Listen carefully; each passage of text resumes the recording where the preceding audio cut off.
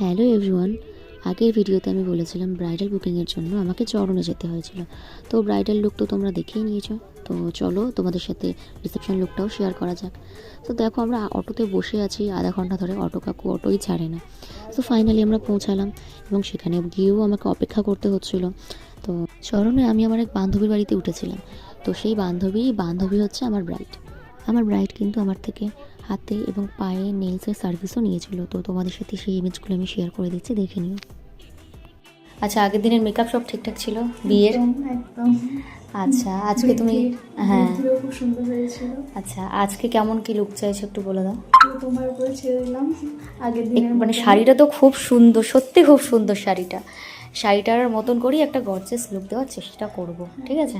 সময় অনেকটা হয়ে গেছে, দেখা যাক।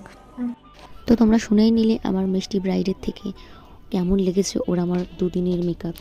সো ও কেন, ওর বাড়ির লোকেরও খুব পছন্দ হয়েছিল ওর বৃদ্ধির লুকটা এবং ওর বিয়ের লুকটা। সো আজকে আমি চেয়েছিলাম একটু গর্জেসের মধ্যে রাখার, যেহেতু ওর শাড়িটা একটু গর্জেস ছিল। সবচেয়ে বড় কথা হচ্ছে ওর হেয়ারটা আমি চেয়েছিলাম একটু অন্যরকম করতে, ওপেন কার্লসের মধ্যে করতে, যেটা ও চেয়েছিল। বাট কিছু একটা সমস্যার কারণে সেটা আমরা করতে পারিনি। সো ফাইনাল লুকটা তোমরা দেখো, আর আমার ব্রাইডের থেকেও শুনে নিন যে তার কেমন লাগলো, কেমন লেগেছে সেটা বলো। খুব সুন্দর লেগেছে, আগের দুটো লুকও খুব সুন্দর হয়েছে, এটাও খুব সুন্দর লেগেছে। তোরা চোখটা একটু নিচে করো। যেমন চেয়েছিলে তেমন পেয়েছো তো? চোখ, লিপস হ্যাঁ একদম।